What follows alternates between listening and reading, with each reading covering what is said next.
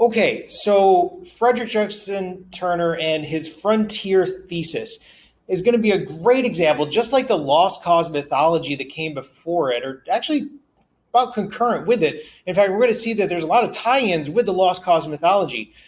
It shows us that just because something's not true doesn't mean that it's not going to be impactful. In fact, it's going to impact everything that comes after it because there is a whole ideology that's going to impact the United States that comes out of this frontier thesis. So history kind of is important in interpretation and ideology, right? So here's what the thesis is. Jackson Turner argued that having this wide open plains out in the West offered Americans the possibility of westward and moving into this open space. They weren't going to get crowded out. And he says that more than anything else in American history, that the ability to move west explains America and American development. Has nothing to do with slavery, right? So it's just like lost cause mythology. It's not about the slaves. It's about this ability to move into the West, the freedom and open frontier. And he says it's the ability of the to tame the frontier. That's what shaped American character. And he said that the American character is energetic and it's practical and it's individualistic. See, we're going to be seeing this again. This is social Darwinism. Most importantly, the American character is about freedom, not slavery.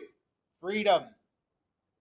And this sounds great to the Christian white men who were in charge at the time. Those people that are talking about social Darwinism, that the cream rises to the crop and the best of the best will go on and become dominant in society. But it overlooks the very real history of all of these other people. It is a rural fantasy that ignores the importance of towns and cities that developed along with the West, not after the West was settled.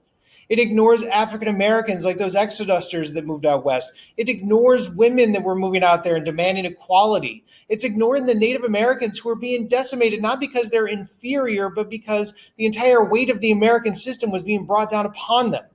It's ignoring the Hispanic Americans that had been brought into the country when the United States took over the northern half of Mexico. It ignores the Asian Americans that had been out in the West and specifically excluded because the California miners were nativistic and were afraid that the Asian population was going to overtake them. It ignores specifically the greed and exploitation of the Western settlers that moved into the West, all because he was trying to make a point about American exceptionalism. It doesn't have to be true for it to have an impact. Because when the closing of the frontier occurs in the late 1800s, it's going to lead Americans to say, we should have something like that again.